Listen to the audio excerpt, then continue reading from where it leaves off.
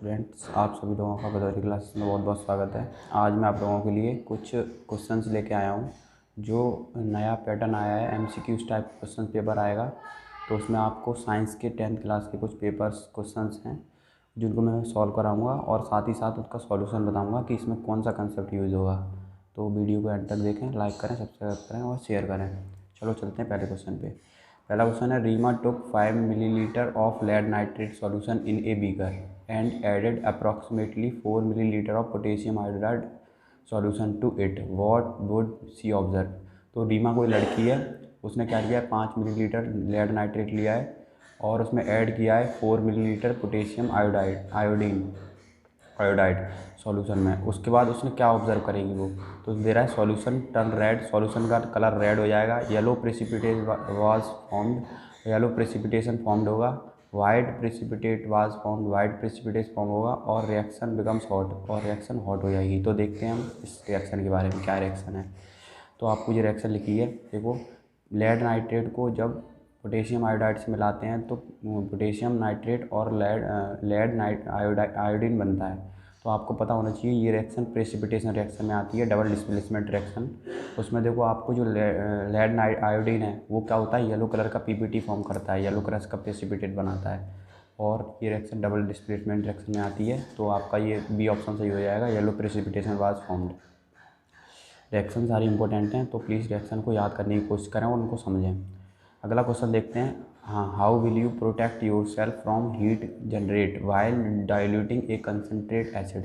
वो बोल रहा है एक गाढ़ा एसिड होता है ना, उसको पतला करना है, तो आप कैसे करेंगे। तो आप लोगों को मैंने बताया है कि गाढ़ा एसिड को पतला करने के लिए वाटर का एडिशन होता है। तो आप दो तरीके हैं, या तो एसिड के अंदर वाटर डाल दो, देखो, या तो क्या करूँ, एसिड ले लूँ, एसिड के अंदर वो पानी मिला दूँ, वाटर, और दूसरा तरीका होता है वाटर ले लूँ और वाटर के अंदर एसिड मिला दूँ। तो मैंने आपको पढ़ा चुका हूँ कि कभी भी हम एसिड के अंदर पानी नहीं मिलाते हैं। अगर हम एसिड के अंदर वाटर डालेंगे तो रिएक्शन बहुत ही ज़्यादा हाईली एक्सोथर्मिक रिएक्शन होती है। तो एक्सोथर्मिक रिएक्शन हो जाएगी और हीट बहुत जनरेट होगी और हमारे फेस पे भी एसिड आ सकता है। इसलिए हम क्या करेंगे, वाटर के अंदर एसिड डालेंगे, वो भी क्या होता है, एक ड्रॉपर होता है, ड्रॉपर ऐसे पेंसिल टाइप का होता है। यहाँ पे उसको दबाएंगे तो ड्रॉप बाई ड्रॉप कराएंगे और चलाते रहेंगे तो क्या होगा, जो एसिड होगा, डाइल्यूट गाढ़ा एसिड, वो पतला हो जाएगा और जितनी हीट जनरेट होगी वो थोड़ी थोड़ी ही जनरेट होगी। जब थोड़ा थोड़ा डालेंगे तो वो आराम से निकलती रहेगी एटमॉस्फेयर में, तो हमें कोई हार्मफुल इफेक्ट नहीं होगा। तो यहाँ पे देखो, why adding acid to water with constant stirring का मतलब होता है कि चलाते रहना कांस्टेंट। तो चलाते रहेंगे तो क्या होगा, ये बोल रहा है एसिड को वाटर में मिलाएं, दूसरा बोल रहा है why adding water to acid, ये बोल रहा है वाटर को एसिड में मिलाएं और चलाते रहें। तीसरा बोल रहा है why adding water to acid, वो बोल रहा है वाटर को एसिड में मिलाएं, फिर बोल रहा है फॉलोड बाय बेस, और उसके बाद बेस को मिला दें। ऐसा कुछ नहीं होता। Why adding base to acid, बोल रहा है बेस को एसिड में मिलाएं और विद कांस्टेंट स्टीरिंग, और क्या बोल रहा है, बेस को एसिड में मिलाएं और चलाते रहें। तो ऐसा कुछ नहीं होता। यहाँ पे ये वाला ऑप्शन सही होगा, वाटर को एसिड में मिलाएंगे, सॉरी ये वाला ऑप्शन होगा कि एसिड को वाटर मिलाएंगे। ए ऑप्शन सही होगा कि एसिड को वाटर मिलाएंगे और चलाते रहेंगे। आई थिंक आपको समझ में आ रहा होगा। अगला question, in the reaction of iron with copper sulphate solution, ये रिएक्शन दे रखा है, कॉपर सल्फेट सॉल्यूशन में जब आयरन को मिलाते हैं तो आयरन सल्फेट बनता है, कॉपर बाहर निकल जाता है। ये रिएक्शन डिस्प्लेसमेंट रिएक्शन में आता है। और यहाँ पे जो पूछ लेता है क्यों होता है, तो आयरन जो होता है वो कॉपर से ज़्यादा रिएक्टिव होता है, इसलिए इसको डिस्प्लेस कर देता है, FeSO4 बना लेता है। अब ये यहाँ पे पूछ रहा है, which option give the table correctly represent the substance oxidise and reducing agent. ये बोल रहा है कि यहाँ पे जो टेबल दे रखी है इसमें से किसके बारे में सही नॉलेज दी गई है। ऑक्सीडाइजिंग एजेंट को ऑक्सीडेशन किसका हो रहा है, कौन ऑक्सीडाइज हो रहा है और कौन रिड्यूसिंग एजेंट है। तो यहाँ पे मैं बताना चाह रहा हूँ, जिसका ऑक्सीडेशन होता है वो रिड्यूसिंग एजेंट की तरह बिहेव करता है, और जिसका रिडक्शन होता है वो ऑक्सीडाइजिंग एजेंट की तरह बिहेव करता है। क्यों, मैंने कहा यहाँ पे अगर Fe नहीं होता, Fe का क्या हो रहा है, यहाँ पे ऑक्सीडेशन हो रहा है। देखो, ऑक्सीडेशन होता क्या है, एडिशन ऑफ ऑक्सीजन और रिमूवल ऑफ हाइड्रोजन, और रिडक्शन क्या होता है, एडिशन ऑफ हाइड्रोजन और रिमूवल ऑफ ऑक्सीजन। अब ध्यान से देखो, कॉपर से ऑक्सीजन हट रहा है दूर, देखो कॉपर से हट गया है, और आयरन में ऑक्सीजन का एडिशन हो रहा है, देखो ऑक्सीजन में जुड़ रहा है। तो आयरन का क्या हो रहा है यहाँ पे ऑक्सीडेशन, और कॉपर का क्या हो रहा है रिडक्शन। तो मैंने बताया जिसका ऑक्सीडेशन होता है वही रिड्यूसिंग एजेंट होता है। तो यहाँ पे Fe का ही ऑक्सीडेशन भी हो रहा है और Fe रिड्यूसिंग एजेंट की तरह बिहेव कर रहा है। तो देखते हैं ऑप्शन में, ए बोल रहा है Fe कैसा ऑक्सीडाइज हो रहा है, ऑक्सीडेशन भी हो रहा है और Fe रिड्यूसिंग एजेंट है। बी बोल रहा है Fe का ऑक्सीडेशन हो रहा है लेकिन FeSO4 का रिड्यूसिंग एजेंट है। Cu का ऑक्सीडेशन हो रहा है और Fe रिड्यूसिंग एजेंट है। और डी बोल रहा है CuSO4 का ऑक्सीडेशन हो रहा है और Fe रिड्यूसिंग एजेंट है। तो ऐसा कुछ नहीं होगा, यहाँ पे ऑप्शन नंबर ए सही हो जाएगा। क्योंकि Fe क्या करा, Fe का क्या हो रहा है, Fe का जो ऑक्सीडेशन हो रहा है यहाँ चेक करेंगे, देखो इसमें ऑक्सीजन ऐड हुआ है ना रिएक्शन के बाद, ऑक्सीजन का एडिशन हो रहा है, इसलिए Fe का तो ऑक्सीडेशन हो रहा है। और रिड्यूसिंग एजेंट क्या होता है, अगर Fe नहीं होता तो इसका क्या रिडक्शन होता, कभी Cu का नहीं होता, तो यही रिडक्शन करवा रहा है। तो रिड्यूसिंग एजेंट कौन होगा, यही हो जाएगा। अब चलते हैं तीसरे क्वेश्चन पे। The reaction between copper and oxygen can be categorised as. Oxygen, copper और ऑक्सीजन के बीच में जो रिएक्शन होती है वो इनमें से कौन सी होती है। तो पहले इसके ऑक्सीजन रिएक्शन पढ़ लेते हैं। रिएक्शन क्या होती है, कॉपर Cu+O2, CuO2। जो यहाँ पे जो ये निकलता है ना, ये रिएक्शन होती है, यहाँ पे ये कॉपर होता है वो शाइनी ब्राउन कलर का होता है। ये क्वेश्चन पूछ लेता है, एक शाइनी ब्राउन कलर का मेटल है जिसको ऑक्सीजन, और ये रिएक्शन हीट करी जाती है तो इसलिए एंडोथर्मिक रिएक्शन होती है। जैसे हम इसको हीट करेंगे ऑक्सीजन के प्रेजेंट में तो ये CuO बना लेगा 2 मॉलिक्यूल ऑक्सीजन बैलेंस करने के लिए। ये ब्लैक कलर का होता है।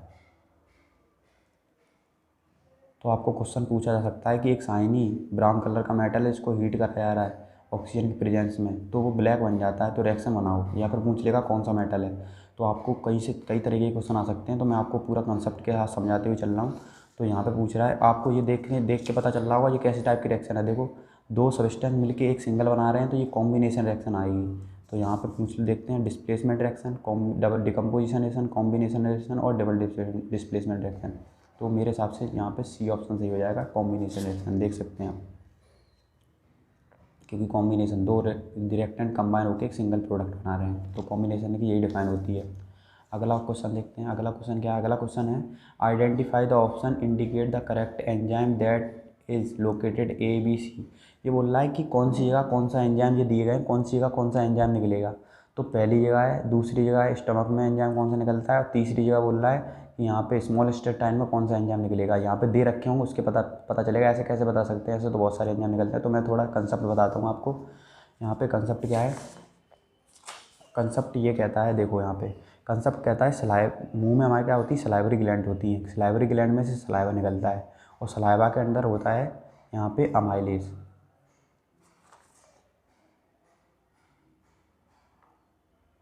सलाइवा के अंदर होता है अमाइलेज,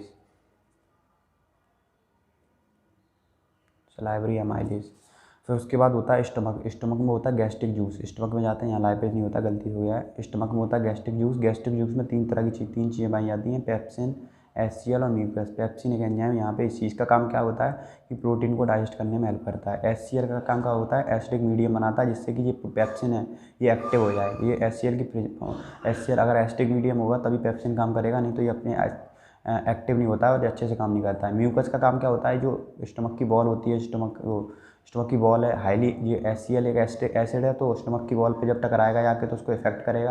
इसलिए म्यूकस क्या करता है, स्टमक की बॉल पे चिपक जाता है, और चिपक जाएगा तो ये जैसे ही जाके टकराएगा तो म्यूकस इसको वापस कर देता है। तो म्यूकस करता है प्रोटेक्ट करता है। पूछ लेता है म्यूकस का काम क्या होता है, तो स्टमक की बॉल को प्रोटेक्ट करना। HCl का काम क्या होता है, एसिडिक मीडियम बनाना, और पेप्सिन का काम होता है प्रोटीन को डाइजेस्ट करना। आगे चलते हैं लीवर। अगर हमारे अंदर दो बड़ी सबसे बड़ी ग्लैंड पूछी जाए तो लीवर होती है। तो हमारे यहाँ जो स्मॉल इंटेस्टाइन है उसमें दो ग्लैंड मिलती हैं, एक लीवर है और एक पैनक्रियास है। लीवर के अंदर दो चीज़ें निकलती हैं, बाइल जूस और बाइल सॉल्ट। बाइल जूस का काम होता है, जो खाना आया था स्टमक में से निकल के, जो खाना स्टमक में से निकल के आएगा, जो खाना स्टमक में से स्मॉल इंटेस्टाइन में आएगा वो एसिडिक है। और एसिडिक खाने पे क्या होगा, जो हम एसिडिक खाना होगा तो उस पर अच्छी तरह से जो फैट का डाइजेशन नहीं हो पाएगा। इसलिए ये क्या करता है, बाइल जूस मेक करता है, एल्कलाइन मीडियम बनाता है। ये एल्कलाइन मतलब होते हैं वो बेस जो वाटर सॉल्युबल होते हैं, तो ये बेस होता है। तो बाइल जूस कैसे नेचर का होता है, बेसिक नेचर का होता है। और बाइल सॉल्ट का काम क्या होता है, ब्रेक डाउन करता है फैट को एमल्सीफाई करता है बाइल सॉल्ट। उसके बाद एक लीफ लाइक स्ट्रक्चर होता है, उसको बोलते हैं पैनक्रियास। उसमें से पैनक्रियाटिक जूस निकलता है। उसमें तीन चीज़ होती हैं, अमाइलेज, ट्रिप्सिन और लाइपेज। अमाइलेज स्टार्च या कार्बोहाइड्रेट को डाइजेस्ट करता है। ट्रिप्सिन वो प्रोटीन को डाइजेस्ट करता है, और लाइपेज इमल्सिफाई फैट जो आई थी यहाँ से, इसने इमल्सिफाई करी थी, उसको डाइजेस्ट करता है। तो हम आगे देखते हैं, हम यहाँ पे यहीं से देखते हैं। अब क्वेश्चन पूछ रहा है यहाँ पे कौन सा एंजाइम निकलता है मुंह में निकलता है। देखो मुंह में बताया था मैंने, सलाइवा, सलाइवरी ग्लैंड, सलाइवा निकलता है, उसमें अमाइलेज होता है, तो अमाइलेज होता है। तो सबसे पहला यहाँ पे तो होगा अमाइलेज, वहीं लिख लेंगे एल्केल। दूसरा है यहाँ पे इसमें पेप्सिन निकलता है, आपको बताया था मैंने, देखो यहाँ पे पेप्सिन बताया है, देखो पेप्सिन निकलता है। तीसरी चीज़ यहाँ पे आता है, यहाँ पे स्मॉल इंटेस्टाइन में पूछ रहा है, तो स्मॉल इंटेस्टाइन ऑप्शन देख के पता चलेगा। यहाँ पे तो बहुत सारे निकलते हैं, क्योंकि पैनक्रियाटिक जूस में 3 दे रखे हैं, देखो ये 3 है, अमाइलेज, ट्रिप्सिन और लाइपेज। तो ऑप्शन के हिसाब से तो पढ़ते हैं। ये बोल रहा है पहला वाला लाइपेज होगा, गलत है। दूसरा ट्रिप्सिन होगा और तीसरा पेप्सिन होगा, बिल्कुल गलत बोल रहा है। पहला अमाइलेज है, दूसरा अमाइलेज होगा, ठीक है अमाइलेज है, दूसरा पेप्सिन होगा, पेप्सिन है, और तीसरा ट्रिप्सिन होता है, ट्रिप्सिन यहाँ निकलता है। अब हम ऑप्शन ऑफ भी देख लेते हैं। पहला ट्रिप्सिन होगा, गलत बोल रहा है, और लाइपेज, और ये परमीएज का कार्बोक्सिलाइज या ऑक्सीडाइज, ये बिल्कुल ऑप्शन है, ये तो हमने पढ़ा ही नहीं है हमारी। तो हम ऑप्शन नंबर बी देखेंगे, ऑप्शन नंबर बी सही हो जाएगा कि पहला माइलेज, पेप्सिन और ट्रिप्सिन। अगला ऑप्शन है कि opening and closing of stomatal pore depend upon, ये मैं आपको बताया था कि यहाँ पे ओपनिंग और closing of stomatal pore, opening और क्लोजिंग ऑफ स्टोमेटा। स्टोमेटा क्या होता है, गार्ड लाइक ऐसे होता है, लीफ, ये होता है स्टोमेटा।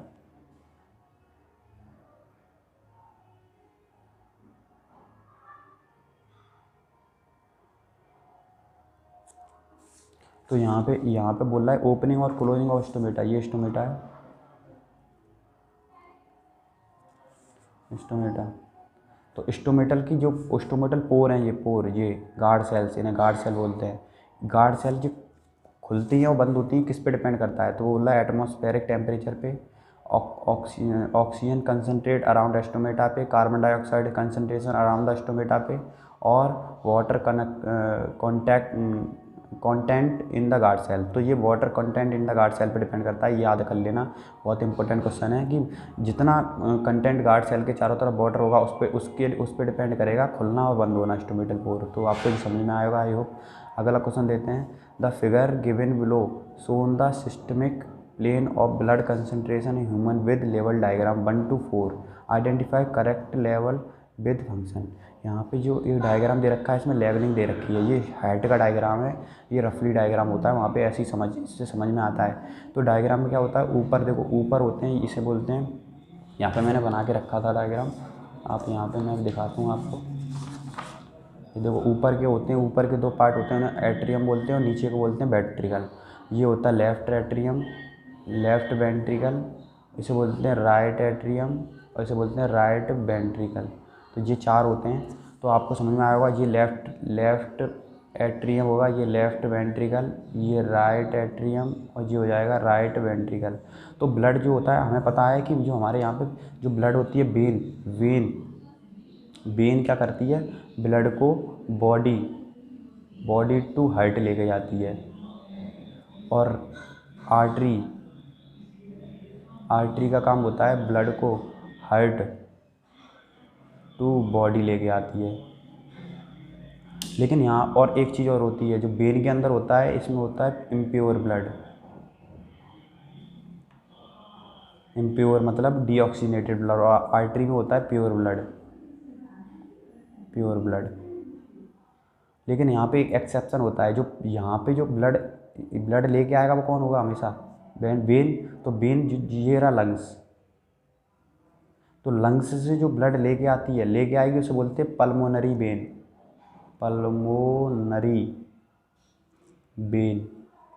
और जो लेके जाएगी उसे बोलेंगे पल्मोनरी आर्टरी। तो जो लेके आएगी वो प्योर ब्लड लेके आएगी, तो प्योर ब्लड लेके आती है उसे बोलते हैं पल्मोनरी वेन, और इम्प्योर ब्लड लेके जाती है। एक ही एक्सेप्शन होता है, हमेशा वेन में कैसा ब्लड होगा, इम्प्योर, लेकिन एक वेन ऐसी होती है जिसमें प्योर ब्लड होता है, उसे बोलते हैं पल्मोनरी वेन। पहले प्योर ब्लड आता है लेफ्ट एट्रियम में, लेफ्ट एट्रियम से लेफ्ट वेंट्रिकल, और लेफ्ट वेंट्रिकल जैसे पंप करता है तो ब्लड चला जाता है कि सर बॉडी में, और बॉडी से फिर आता है राइट एट्रियम में, और राइट एट्रियम से राइट वेंट्रिकल से जाता है लंग्स की तरफ। तो यहाँ पे जो पल्मोनरी वेन होती है वो प्योर ब्लड लेके आती है, और जो लेके जाती है इधर से इसे बोलते हैं एरोटा, और जो लेके आती है उसे बोलते हैं वेना कावा।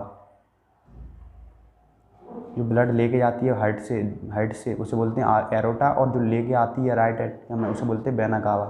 तो आपको ये समझ में आया होगा। इसके थ्रू मैं समझाता हूँ कि डायग्राम में क्या दे रखा है और क्या ऑप्शन है। ऑप्शन तो सबसे पहले इसके बारे में पूछ रहा, पहला क्या है, इसे बोलेंगे पल्मोनरी वेन। सेकंड बोला था इसे बोलेंगे एरोटा। थर्ड बोल रहा था इसे बोलेंगे पल्मोनरी आर्टरी। और चौथा है इसे बोलेंगे पल्मोनरी वेना कावा। तो वेना कावा। अब इसके ऑप्शन पढ़ते हैं क्या बोल रहा है। तो इनके फंक्शनिंग के साथ साथ दे रखा है। बोल रहा है pulmonary vein take impure blood from body part. क्या पल्मोनरी वेन ऐसा काम कर रही है? पल्मोनरी वेन तो ऑक्सीजनेटेड ब्लड लेके आ रही है हार्ट की तरफ, तो ये तो ऑप्शन गलत हो गया। दूसरा बोल रहा है pulmonary vein artery take blood from lungs to heart. ये बोल रहा है कि लंग्स से हार्ट की तरफ ब्लड लेके आती है, उसे पल्मोनरी आर्टरी बोलते हैं, लेकिन गलत है। पल्मोनरी वेन बोलते हैं इसे, लंग्स की तरफ लेके जाती है उसे बोलते हैं पल्मोनरी आर्टरी। तीसरा ऑप्शन है aorta take blood from heart to body part. बोल रहा है एरोटा का काम होता है ब्लड को हार्ट से बॉडी पार्ट में लेके जाना। सही है, लेकिन पूरी तरीके से सही नहीं लग रहा है। अगला वाला पढ़ते हैं इसके हिसाब से, इसमें कंपेयर करेंगे। Vena cava takes blood from body part to right atrium. ये बिल्कुल सही बोल रहा है, ये एकदम सही। क्या बोल रहा है? ये बोल रहा है बॉडी पार्ट से राइट एट्रियम में लेके आता है। ये बोल रहा था हार्ट से लेके जाता है। हार्ट तो बहुत सारा बड़ा 4 चैम्बर है, कौन से चैम्बर से लेके जाता है इसके बारे में नॉलेज नहीं दी थी, इसने ज़्यादा सही तरीके से बताया। ये कह रहा है बॉडी से राइट एट्रियम की तरफ लेके आता है। तो मेरा ऑप्शन नंबर डी सही हो जाएगा। हमें ज़्यादा सही करेक्ट ऑप्शन देखना होता है। Identify the phase of circulation which represent the diagram of heart given below. Arrow indicate the contraction of chamber sole. ये बोल रहा है कि ये जो हार्ट है हमारा उसको नीचे वेंट्रिकल कॉन्ट्रैक्ट होगा, नीचे वेंट्रिकल कॉन्ट्रैक्शन होगा। वेंट्रिकल कॉन्ट्रैक्शन होगा तो क्या ऑप्शन सही होंगे? द वेंट्रिकल कॉन्ट्रैक्ट होगा तो ब्लड यहाँ पे देखो, यहाँ पे बॉल्व लगा होता है। बॉल्व हार्ट के बीच में दो चैम्बर के बीच में बॉल लगा होता है। तो ये क्या करता है? बैक फ्लो रोकता है, ऊपर की तरफ ब्लड नहीं जा सकता। तो जैसे वेंट्रिकल्स हमारे कॉन्ट्रैक्ट होंगे तो ब्लड कहाँ जाएगा? ब्लड वेंट्रिकल से निकल के बॉडी में जाएगा, ना कि बैक फ्लो होगा। बैक फ्लो नहीं होता इसमें, ब्लड ऊपर से नीचे आ सकता है, नीचे से ऊपर नहीं जा सकता। तो ब्लड कहाँ जाएगा? बॉडी में जाएगा, बॉडी पार्ट के अंदर फ्लो करने लगेगा। तो ब्लड बॉडी में जाएगा। उसी के साथ साथ क्या होगा? तो पहले ऑप्शन पढ़ते हैं, समझ में आएगा। Blood transfer to right ventricle and left ventricle simultaneously. ये बोल रहा है राइट वेंट्रिकल और लेफ्ट वेंट्रिकल में ब्लड आएगा। कैसे आ जाएगा? जब कॉन्ट्रैक्ट करेंगे तो इसमें ब्लड कैसे आएगा? इसमें तो ब्लड रहेगा ही नहीं, इससे तो बाहर निकलेगा। दूसरा बोल रहा है blood is transfer to right atrium and left atrium simultaneously. बोल रहा है ब्लड आएगा लेफ्ट एट्रियम और राइट एट्रियम में एक साथ। तो ऐसा भी कुछ नहीं, ऐसा भी सही नहीं है। Blood is transfer to lungs from oxygenation is pumped into the various organ simultaneously. ये मुझे सही लग रहा है। ये बोल रहा है ब्लड ट्रांसफर होगा लंग्स में। देखो यहाँ से जैसे मैं ब्लड यहाँ से निकलेगा हार्ट से, तो जो हार्ट पहले से ब्लड हमारे जो बॉडी के अंदर जो पहले से ब्लड होगा वो कहाँ पहुँच जाएगा? हार्ट लंग्स की तरफ। जो हमारे यहाँ पे पहले से ब्लड जेरा हार्ट और जेरा लंग्स, यहाँ से जैसे ब्लड निकलेगा तो पहले से जो लंग्स था ब्लड वो कहाँ से आएगा? राइट से आके ऐसे आके और यहाँ से यहाँ पहुँच जाएगा। और जो मेरा वेंट्रिकल का ब्लड था वो कहाँ चला जाएगा? बॉडी में। तो वो बोल रहा है कि ब्लड ट्रांसफ़र होगा लंग्स में फॉर ऑक्सीजनेशन। ऑक्सीजनेशन मतलब कि प्योर होने के लिए, ऑक्सीजन मिलने के लिए। Is pumped into the various organ simultaneously. और क्या होगा? जो वेंट्रिकल में जो ब्लड होगा, जो वेंट्रिकल के अंदर ब्लड होगा वो क्या होगा? बॉडी के अंदर पहुंच जाएगा। तो ऑप्शन नंबर मेरा सी सही हो जाएगा। तो ऑप्शन आपको पढ़ के बहुत समझना होगा। ऐसे क्वेश्चंस आपके लिए मैं लाता रहूँगा। तो प्लीज़ ऐसे क्वेश्चंस के लिए मेरे चैनल को लाइक करें, सब्सक्राइब करें और शेयर करें। Thank you.